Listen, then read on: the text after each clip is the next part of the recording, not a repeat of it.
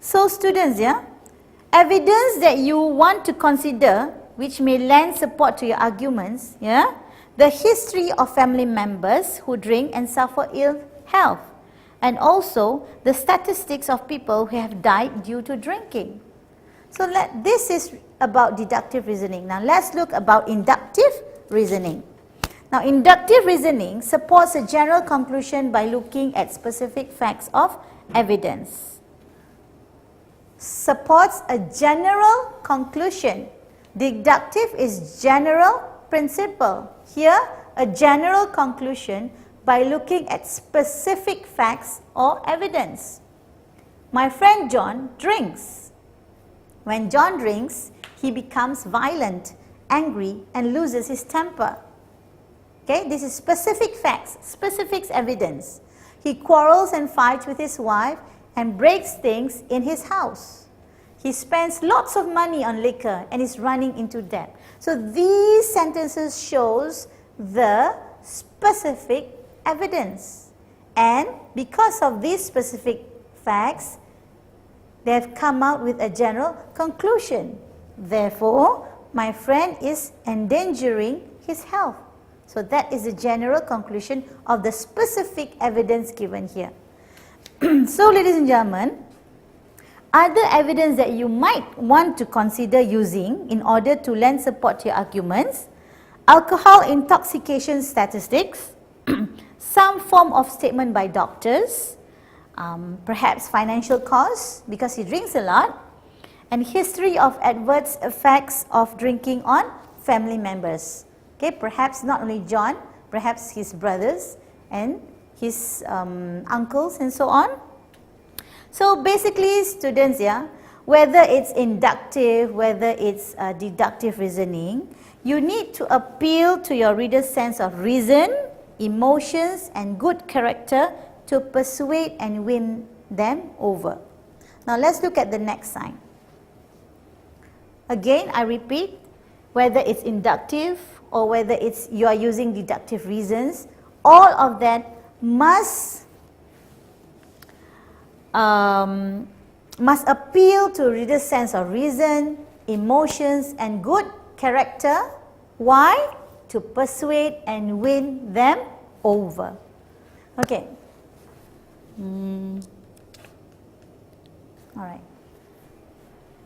Now, let me explain the first point, appeal to reason. Now, the argument in this context here, ladies and gentlemen, is not on the physical fight or shouting, but it is actually an appeal to a person's sense of reason. Basically, when you want to make people agree with you, so you have to use logical facts or logical reasons to make people agree with you. So remember to use two sides of a coin and do not leave your readers after writing only about your side of the matter. So in order to persuade others, okay, normally what do we do? In order to persuade people to believe you, you have to be clear on your own stand on the issue you want to write about. How are you going to convince others, yeah, if you yourself are not clear which side you are on? Okay, so you have to ask these questions to yourself. Is there sufficient evidence? Is my evidence trustworthy? Are the assumptions I use in my argument fair enough? When I make a claim, does the conclusion follow logically? So you must ask yourself these 4 questions. Now let's go to the next one, appeal to emotion. The next one is appeal to emotion. While appealing to reason is a great way to persuade others, there is another way to go about this, by evoking their emotions. This can be done by creating clear images in their heads. As given in the module, a clear example where a child paints a mental picture when she appeals to her father to stop smoking. How do you stop your father from smoking? So, it is best where you paint a mental picture in the person's mind. For example, A child speaks to the father. Father, I saw you cry when your father died, or when your father died of lung cancer due to smoking habits.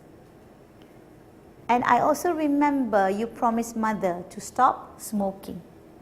So those words, mentioned by the child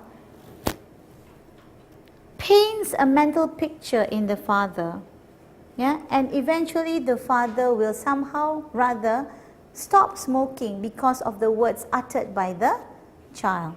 So remember, you have to be very careful when you use emotional appeal, especially if you are using it to your friends or to your relatives or someone who are close to you. You must be very sure what you are saying actually, and you must be very sure that what you say is in a real sense.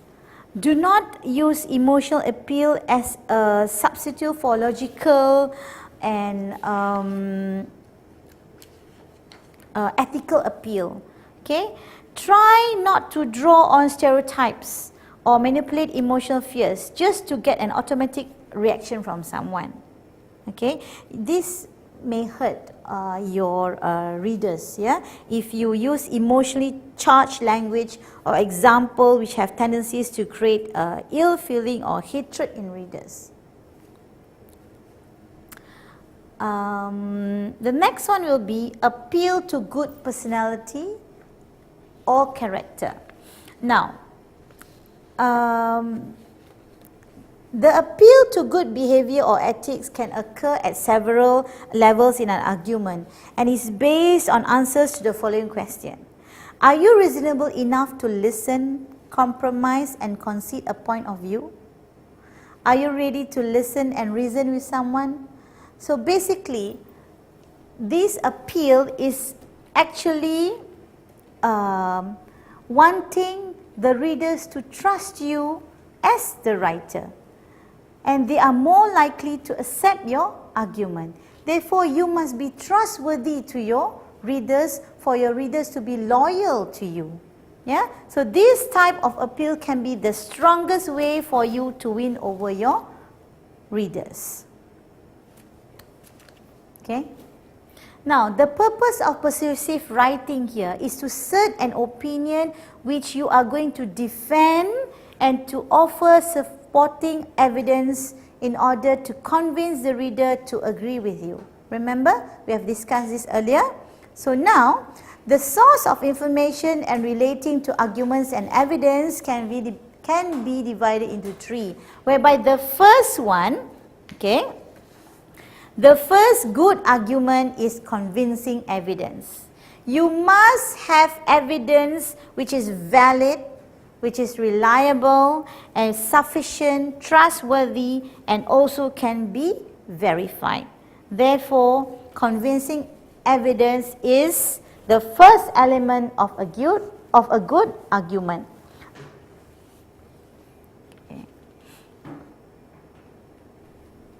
Okay. Now the next element is appeal to authority. If you want to confirm that something or someone is authoritative, you must consider the following elements. Do people question your authority on a particular subject? Is your expert opinion current or up to date? Do your peers accept and respect your opinion? The next element in appeal is authority. If you want to confirm that something or someone is authoritative, you must consider the following elements. The first one, do people question your authority on a particular subject? Is your expert opinion current or up to date? Do your peers accept and respect your opinion? Is your expert advice free or biased? Now we go to the last one, which is proper evaluation of statistics. You must always remember that when you